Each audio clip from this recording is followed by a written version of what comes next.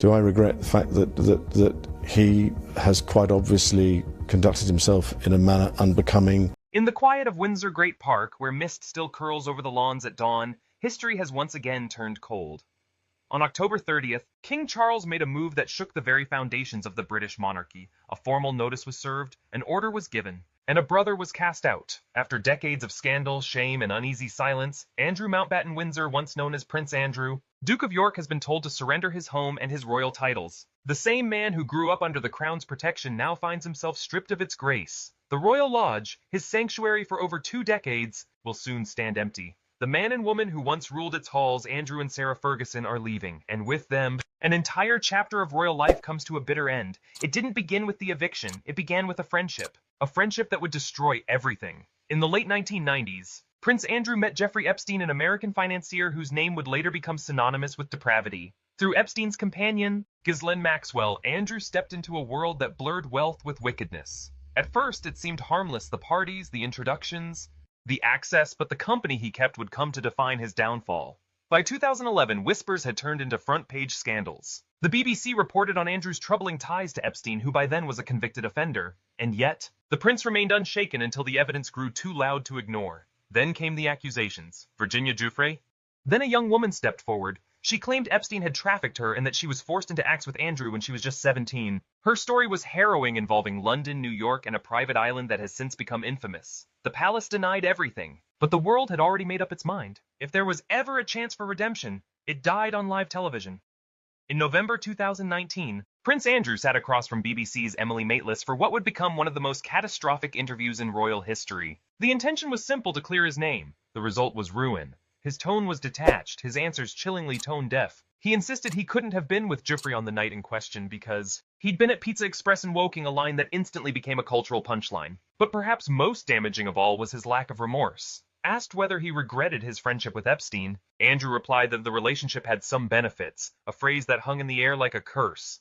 The public reaction was swift and merciless. Politicians, newspapers, and even palace aides were horrified. The man who had once served the Queen as a naval officer, as a representative of Britain abroad, had become a symbol of arrogance and disgrace. Within days, Buckingham Palace announced that the Duke of York would step back from public duties indefinitely, and in that single moment, a prince became an outcast. But this story isn't just Andrew's. For decades, one woman stood beside him even after divorce. Even after scandal, Sarah Ferguson, the Duchess of York. After their 1996 divorce, few expected the pair to remain close, yet by 2008, they were living together again inside Royal Lodge, a sprawling Georgian mansion with 30 rooms, 7 bedrooms, and the kind of quiet seclusion that only Windsor could offer.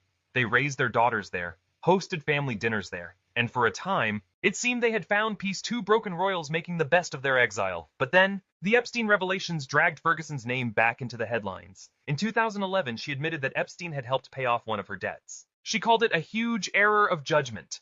Years later, an email surfaced, one in which she called Epstein a steadfast and generous friend. It was a revelation that shattered what little trust remained. Yet through it all, she defended Andrew, calling herself merely a guest at Royal Lodge, careful, diplomatic, but still loyal.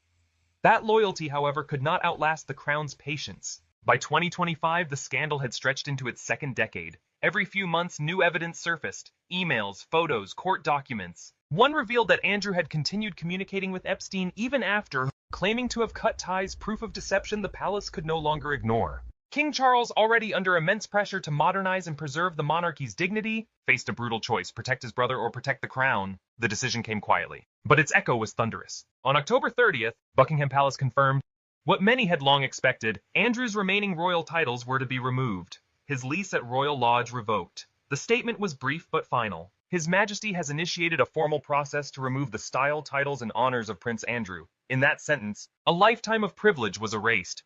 Royal Lodge was never just a house. It was a monument to the monarchy's past, a sanctuary steeped in memories. It had once been the home of the Duke and Duchess of York, the future King George VI and Queen Elizabeth. It was there that a young Princess Elizabeth, the girl who would become queen, played in the gardens beside her miniature Welsh cottage, a gift from the people of Wales. It was there that the Queen Mother spent her final years and took her final breaths in 2002. When she died, Andrew purchased the property through a 75-year lease. He poured millions into its renovation, installing a swimming pool, refurbishing its grand halls, and making it a royal home once again.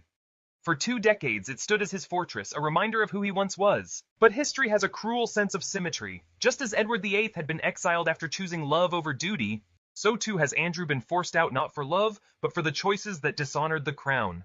The final blow came with Virginia Giuffre's memoir, Nobody's Girl, published in October 2025. In its pages were the kind of details that leave no room for denial. She described encounters with Andrew in unflinching detail, claiming he acted as if privilege itself excused his actions.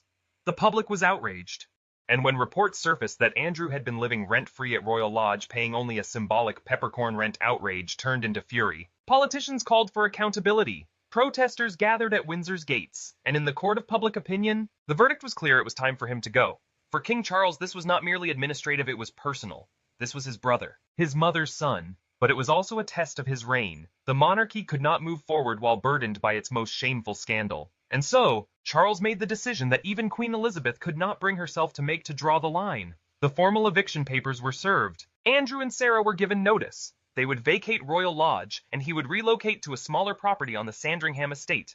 Sarah, however, would not follow. Sources close to her say she intends to forge her own path. No more shared roofs, no more shared reputations. For the first time in decades, their lives are diverging. Andrew Mountbatten Windsor, the man who once stood beside heads of state and wore the uniform of a naval hero, now faces an uncertain future. He has no official role, no public duties, and no clear income beyond what the king privately provides. Sarah Ferguson, now 66, returns to her books, her charities, and the fragile independence she has been trying to rebuild.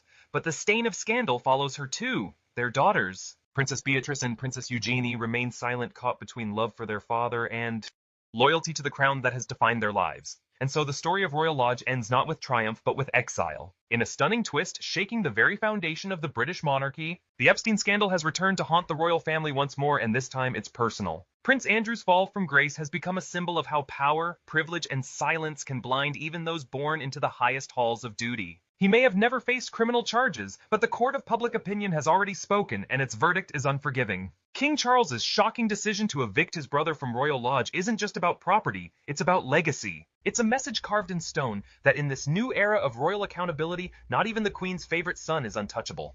The grand gates of Royal Lodge, once alive with the laughter of family and the loyal corgis of the late Queen, now stand quiet heavy with ghosts of loyalty, scandal, and betrayal. For the staff who once served, for Sarah Ferguson, who still clings to faded memories, this eviction marks the end of a royal illusion. The golden cage of privilege has finally opened, but what waits beyond it for Andrew and Sarah isn't freedom, it's exile. King Charles has drawn a line in history, a silent declaration that no bloodline, no title, no royal name can bury the truth forever. Because in the end, every palace hides its secrets, and when those secrets rise, even the walls of Windsor can't keep them contained. So drop your thoughts and don't forget to like and subscribe.